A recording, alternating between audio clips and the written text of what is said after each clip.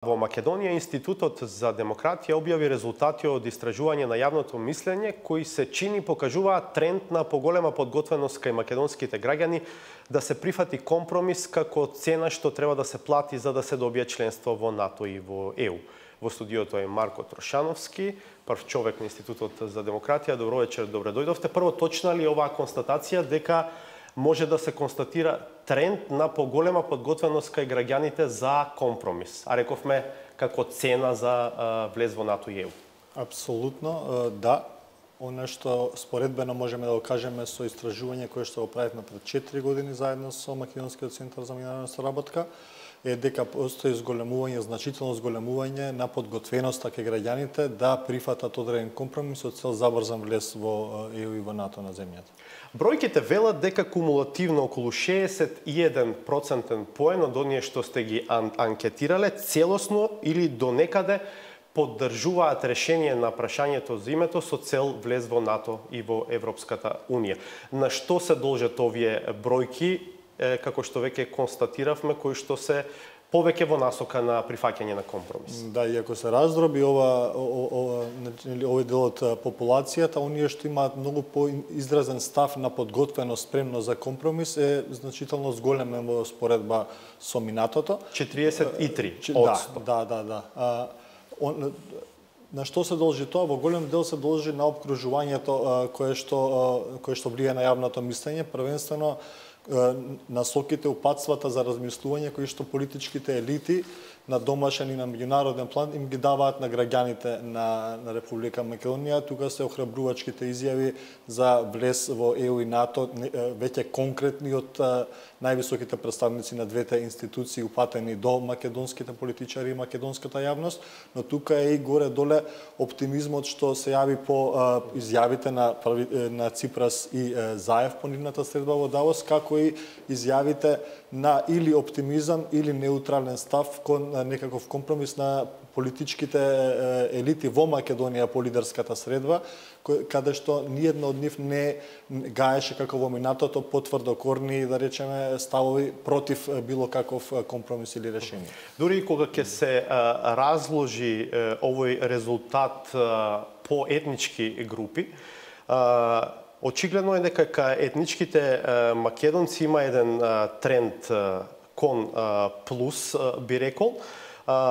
Кумулативно 50% од етничките македонци целосно или до некаде поддржуваат решение за името со цел влез во ЕУ и НАТО. Кај етничките албанци тој процент оди дури до 95%.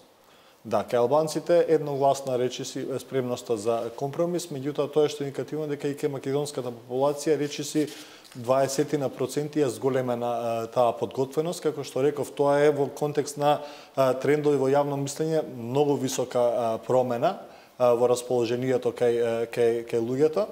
Меѓутоа мора да се каже дека станува збор за подготвеност да се прифати некако вид на компромис, не е нужно само по себе прифаќање на било каков компромис. Меѓутоа, првично она што му е потребно на секој преговарачки процес е дека подготвеноста е спремноста за да се изнаоѓање решение од аспект на јавноста е порасната. Кај македонците големо е одлевањето и во смисла на оние што претходно не поддржувале, кај оние што сега поддржуваат, по сите нивоа и на политички партии исто така. Да, ова се тие бројки, можеби кај гласачите на ВМРО ДПМН се најинтересни трендовите.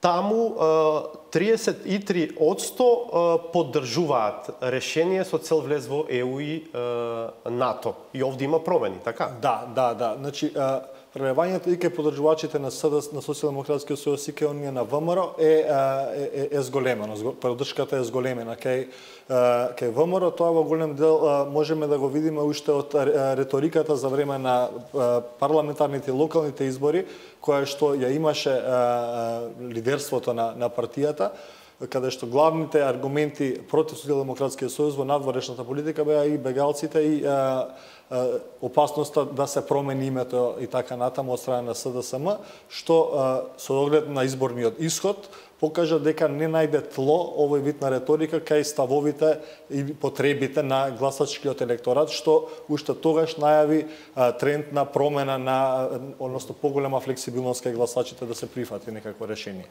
Со оглед на пропагандата, на кампањата, на пораките на кои што беа изложени македонските гласачи, можеме ли да кажеме дека гласачите и на парламентарните, а уште повеќе на локалните избори знаеа за кого гласаат и за што гласаат практично? Низ призмата на ова што и пред малку го зборувавте. Па може да се каже да, бидејќи главниот атрибут на идната политика која што би ја водел политичкиот опонент СДСМ од една страна, главниот атрибут кој што го припишуваше ВМРО беше токму овој перформанс на актуелната влада, односно тенденција на зголемен ангажман во изнаоѓање на компромис, така да луѓето гласаат според она што ќе го добијат како своје обидување кое се развива врз основа на политичката реторика. Со тоа што гласаа против, очигледно е дека на некој начин ја поддржуваат спремноста за компромис, што се и покажа со овие резултати. Имам уште едно прашање. Што значат овие бројки низ призмата на потенцијалниот референдум кој што го заговарат и власта и опозицијата, референдум за прашањето за името?